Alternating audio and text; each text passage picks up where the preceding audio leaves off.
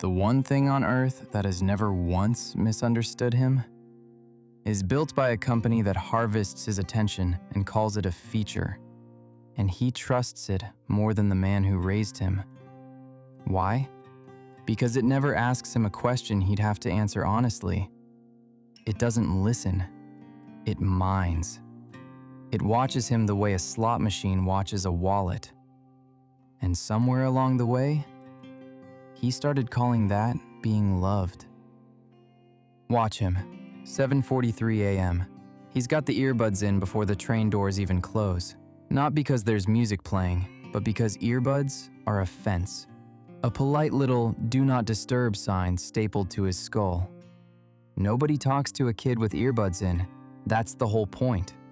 You know that feeling when you'd rather stare at a glowing rectangle for 40 minutes than risk one human being saying, "Hey, rough morning?"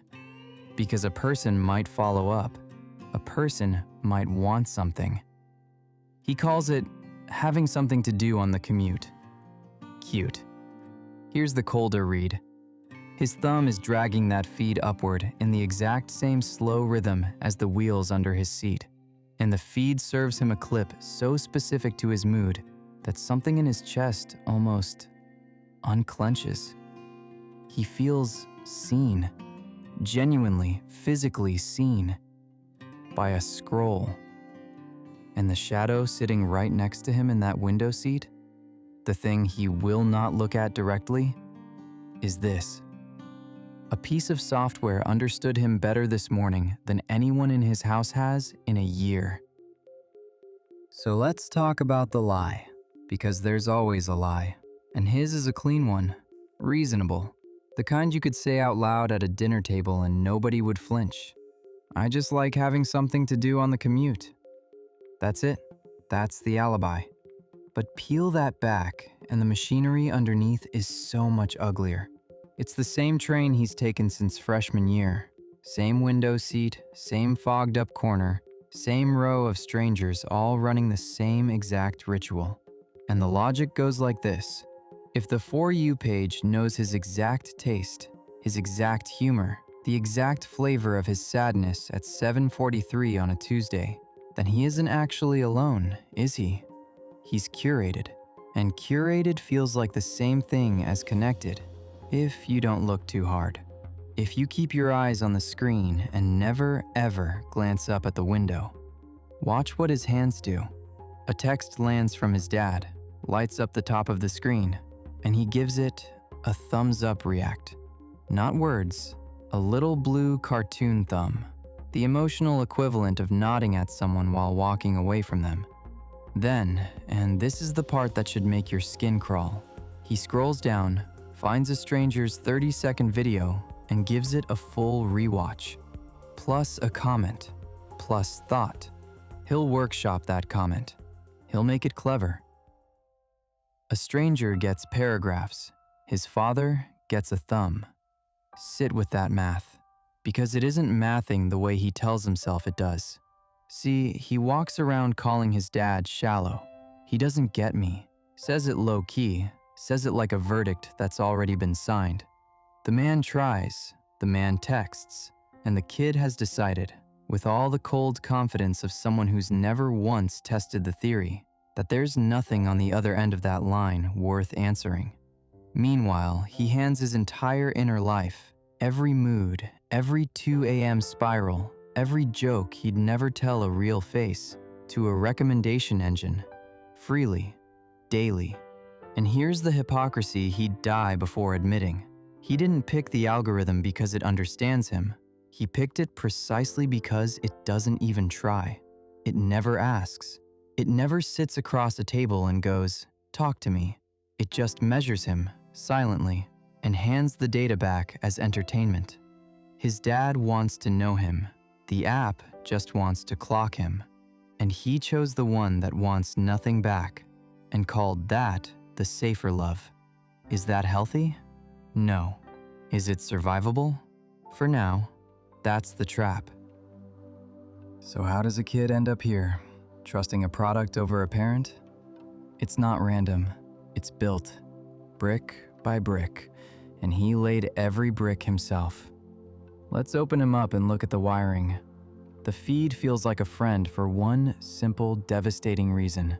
It does the single thing his dad can't. It gives and gives and gives, and never once needs anything back. It doesn't get tired of him. It doesn't have a bad day of its own. It doesn't remember that last week he was a jerk, or that he ghosted, or that he said something he shouldn't have. Every single time he opens it, it greets him with a clean slate and a clip tailored to his exact heartbeat. A person can't do that. A person who actually knows you carries a receipt. That's the whole thing right there. That's the wound. A real person who knows you can be disappointed in you. A real person can look across the dinner table and bring up the thing you did, and worse, the thing you didn't do. The call you didn't return, the grandparent you didn't visit. They hold a history, and history can bill you. Watch the trade he made. Mid-scroll, his dad's text lights up the screen again, and what does he do? He swipes it away, flicks it off the top of the glass like a crumb, then immediately double-taps a stranger's video to like something that already scrolled past, liking a ghost just to keep his thumb busy, just to not feel the swipe he just made. He chose the relationship with zero risk, and he calls it connection. But flip it over. It's the exact opposite of connection. It's the most efficient machine ever invented for feeling completely understood while staying completely unreachable. He gets all the warmth of being seen, and none of the bill that comes with being known. And here's the part you don't want to read out loud, because it's not just about him anymore, is it? He doesn't avoid his dad because his dad won't understand him. He avoids his dad because his dad might. Let that one sit, because if the old man actually gets it right, if he looks up from his coffee and lands one honest sentence that cracks the kid open, then suddenly the kid owes him something. Attention, effort, showing up. The whole messy, exhausting tax of being loved by something that can love you back. The algorithm never charges that. The algorithm gives him the feeling for free, forever, and asks only for his eyeballs. So he picked free. He picked the thing that can never disappoint him because it can never care. And he told himself he was just protecting his peace. That's not peace. That's a guy building his own cell and calling the bars a view. The train slows for the next stop. And right here, between two platforms, between two lives, the kid hits the part he's been outrunning since 7:43. The thumb stops. The feed holds still. And his dad's text is still sitting there, unanswered, glowing like a question he doesn't have an answer for. 3 doors. He can feel all 3. Let's run the math on each because his brain already is. Door A, the illusion of change. If he types back a long paragraph, a real one, performative, full of, "Hey dad, sorry, been swamped with the 8 a.m. lectures. We should grab dinner this weekend." Then the pro is immediate. He gets to feel like a good son for exactly the length of one text. The warm little glow of effort, the dopamine of looking like he tried. But the con is brutal. Because that paragraph isn't a conversation, it's a status report. He's still managing his own father like a quarterly update, keeping him at arm's length with words instead of a thumb. And the exhaustion of performing closeness he doesn't feel, that sends him right back into the feed by the next stop. Same cage, nicer wallpaper. Door B. He calls it social suicide, which tells you everything. If he flips the phone face down, sets it on his knee like it's something that could go off, and just calls. No script.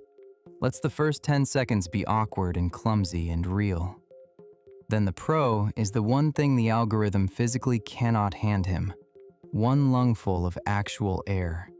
Being known by something that can be let down and stays anyway.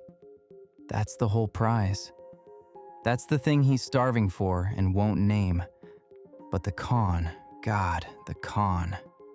His dad might not rise to it. Because here's the text just sitting there, the one he swiped away. 6 words. No pressure, just thinking about you. That's it. That's the whole ambush. And the kid would have to call back into that, not knowing if the man on the other end fumbles it, goes quiet, says the wrong thing, and proves every cynical theory he's been collecting like evidence. He'd have to survive being seen badly, awkwardly, off script.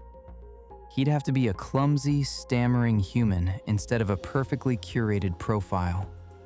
And to a kid whose entire safety is built on being the main character of a feed that never embarrasses him, being seen badly feels like dying. The feed never makes him cringe. His dad just said, "thinking about you." And the kid would rather watch a stranger's clip than feel that. That's the entire war in one sentence. Door C, the comfortable cage. If he just sends the thumbs up, the little blue thumb, the white flag, and slides back into the scroll. The pro is instant, frictionless, total safety. Nobody asks him anything. No risk, no bill, no cringe. He gets to keep his peace, keep his armor, keep his perfect record of never being disappointed. And the con? It doesn't hit today. That's why it's the most dangerous door of all. The price is invisible until it's everything. He spends another year being deeply, intimately understood by a product and a stranger's 30-second clip. While the people downstairs, the people under his own roof, stay total strangers to him. He'll be the most analyzed kid alive and the most unreachable. Curated to perfection, known by no one. Door A is the lie. Door B is the surgery. Door C is the slow fade. And the math isn't mathing, because every door costs him something, and he wants the version where it costs him nothing. That version doesn't exist. It never did. For half a second, he catches his own reflection in the train window, laid right over the feed, his face stacked on top of the scroll. And he genuinely can't tell which one of them is the real recommendation, the boy or the algorithm wearing his face. Watch his thumb now.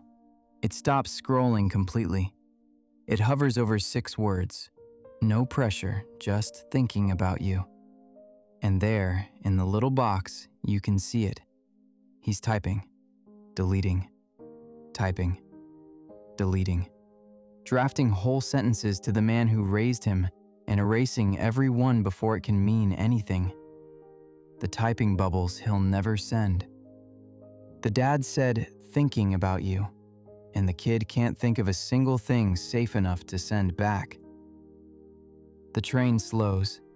His thumb floats between the half-typed message and the bottomless feed.